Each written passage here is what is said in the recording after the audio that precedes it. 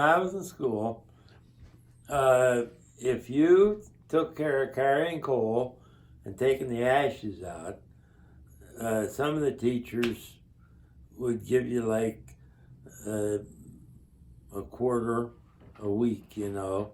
There'd be 2 coal boys in the class. Some of them give you a quarter, some of them weren't quite that generous.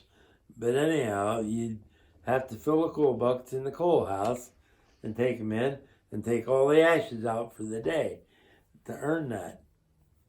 Well, our coal house was a long, narrow building in at the school made out of cement blocks, but in the middle it had a wood partition all the way down. And when they get their year's supply of coal, they'd put it in the one end of the coal house and the partition would hold it, and then they put it in the other end. I don't know why they did it that way other than you'd shovel out of this end of the coal house, you know, and then the second half you'd shovel out of this end. Well, it was getting near the end of school, and Dunny Shell and I were carrying coal for Bib Schnur, who also taught Marty. Bib was Marty's teacher. Mm-hmm. She taught for years.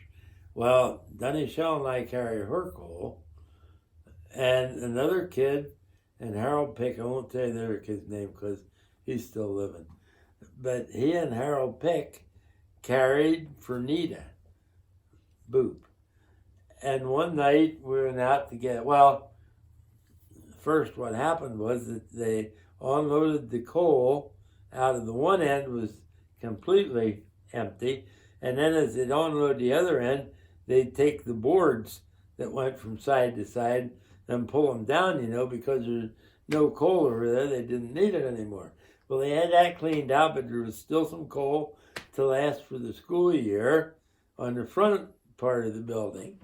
So one day, Dunny and I went out, and when we got to the coal house, we heard Harold and this other kid coming out, and the other kid was kind of a scary kid anyhow, you know, and we heard him coming, so Dunny said that he was going to jump behind a partition. And when they opened the door, you know, to come in, because there weren't any windows in the coal house, the light that came in the door, that's how much light was in there. And when the kids come in, when the other 2 coal carriers came in, Dunny was going to jump up behind his partition and really give him a scare. He was going to scream. Well, I was just going to stand off the side of the door and there where they couldn't see me. But what we didn't know was that when the other 2 kids were coming out around the schoolhouse, they saw that we ran in. So they planned to give us a scare because they're going to be in a dark schoolhouse, and they were going to throw their coal bucket against that partition as hard as they could. Whammo! So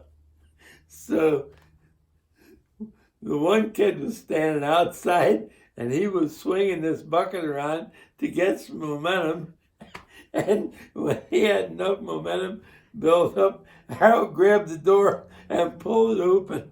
And when the door came open, Dunny Shell jumped up and let out about a half a scream. And by that time, the other kid released the coal bucket. And Dunny jumped up and he screamed when he went about halfway. That coal bucket hit him right across the forehead. Oh, man.